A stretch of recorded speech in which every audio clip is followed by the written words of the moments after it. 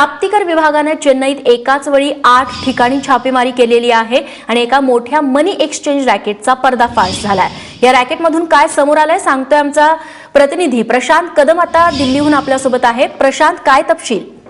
रेश्मा, नोटबंदीच्या निर्णयानंतर देशभरामध्ये ज्या वेगवेगळ्या ठिकाणी धाडी सुरू आहेत त्याच्यातलं हे सगळ्यात मोठी घबाड या ठिकाणी चेन्नईमध्ये सापडलेला आहे।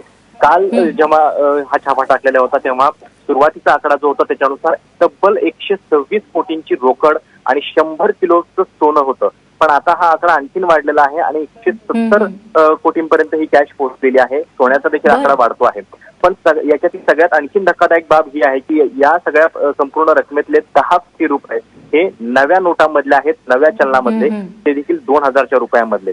त्यामुळे केवळ 1 महिन्याच्या आतमध्ये एवढ्या मोठ्या प्रमाणात ही रक्कम कशी काय लोकांच्याकडे येऊ शकते एकाच व्यक्तींकडे, किंवा या ज्या छापे टाकलेले आहेत ते 7 ठिकाणी टाकलेले आहेत, पण इतक्या मोठ्या प्रमाणात नवीन चलन कसं काय इतक्या कमी वेळात निर्माण होऊ शकतं, हा देखील या निमित्तानं पडलेला प्रश्न आहे।